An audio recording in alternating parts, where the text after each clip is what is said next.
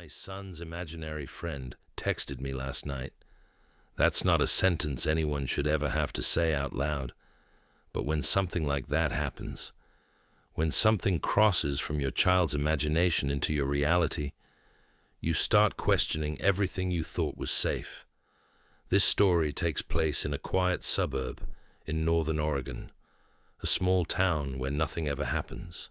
No crime, no noise, just the soft hum of sprinklers at night, the wind brushing through pine trees, and the faint sound of children laughing in backyards.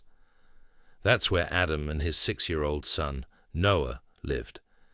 It was supposed to be a place to start over. Adam had moved there after the divorce, a new job, a new house, a new life. But what happened inside that house would make him wish he'd never left the city. Adam first heard about Charlie on a rainy afternoon. Noah had been playing in his room for hours, the way kids do when they're lost in their own little world. When Adam came to check on him, he saw his son sitting in the corner, whispering to no one.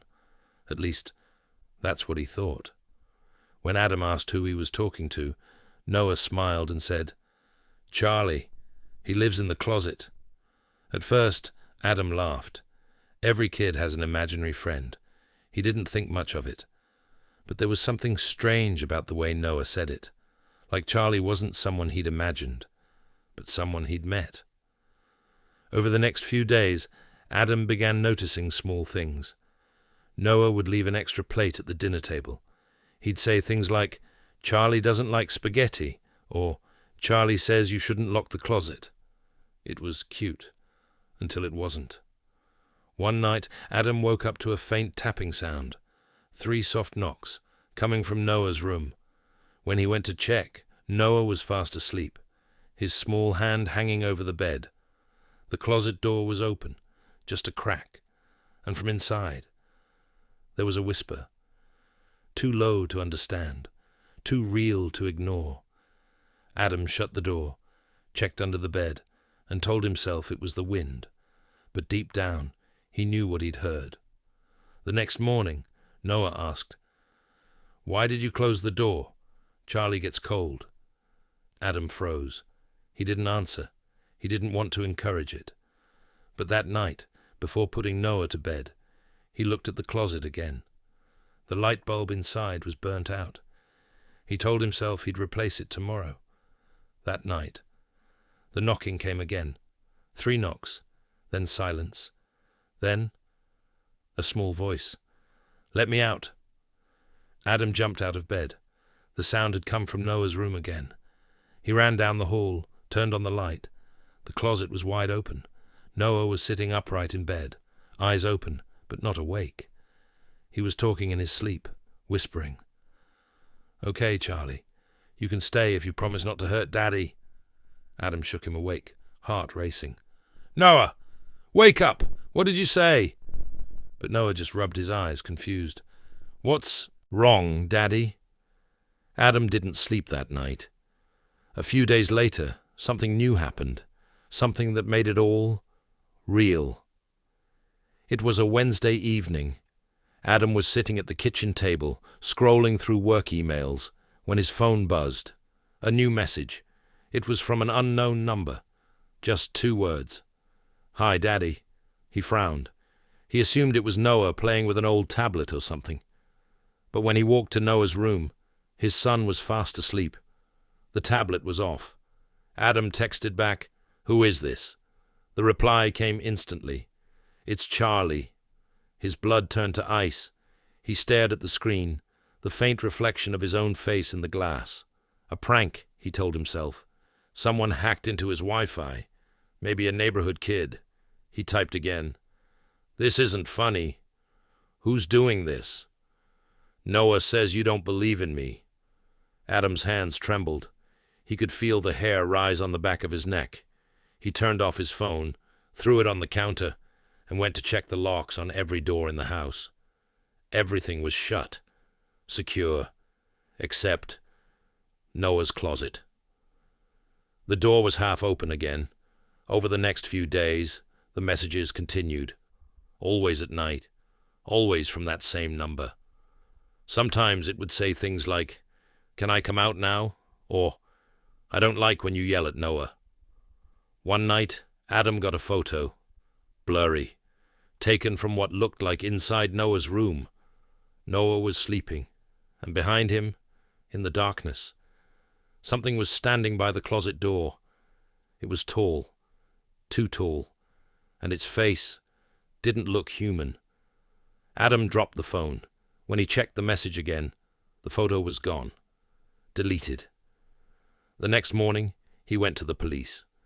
They said it was probably a sick prank, maybe malware, maybe a hacker using the camera. They told him to reset his phone and his Wi-Fi. He did. But that night, his phone buzzed again. This time, it wasn't a message. It was a video. Noah's room again. The closet door opening slowly, and from the darkness, two pale hands reaching out. Adam screamed and rushed to his son's room. Noah was safe, sleeping, unharmed. But the closet door was open again, and the inside smelled like damp earth, like something had been buried there. He pulled Noah into his arms and said they were leaving. Tonight. But before they could go, Noah woke up and whispered, "Daddy, Charlie says you can't leave. He says you promised." Adam froze. Promised what? But Noah had already drifted back to sleep. Desperate, Adam called his ex-wife, Sarah. She'd been skeptical from the start, saying Noah was just imaginative, that he needed routine. But when Adam told her about the messages, she went silent. Finally, she said something that made his stomach twist.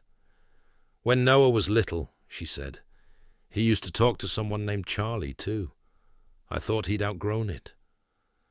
Adam didn't know what to say, but Sarah continued, her voice shaking. "Now, the weird thing is, when I was a kid, I had an imaginary friend named Charlie, too." The line went quiet. That night, Adam sat in Noah's room with the lights off, watching the closet. Hours passed. Nothing. Until 3:07 a.m. That's when the phone buzzed again. "You're watching me."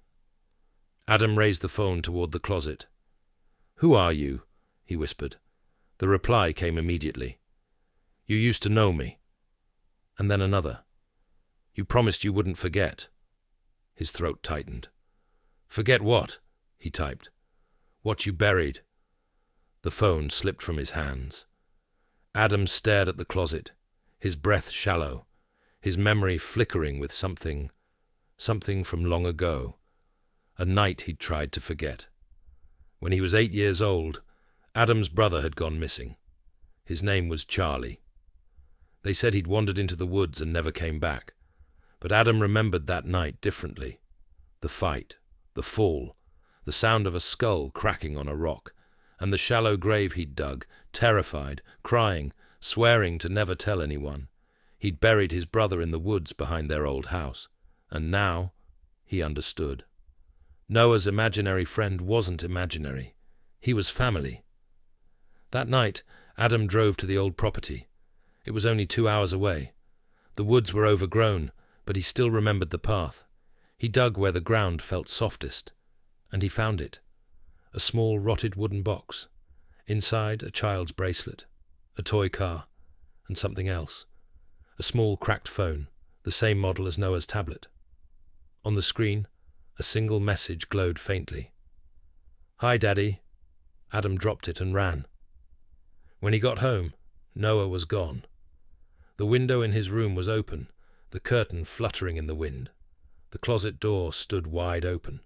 Inside, the smell of earth, and a small footprint, leading inside the darkness. Adam called for him, but his voice died in his throat, because from the closet, a child's laugh echoed back, followed by a whisper. 2 voices this time, one young, one older, and both said the same thing. "Hi, Daddy." No one ever found Noah, or Adam. The house was sold a year later. The new owners said they kept hearing their son talk to someone at night, someone named Charlie. Last week, the mother received a message from an unknown number.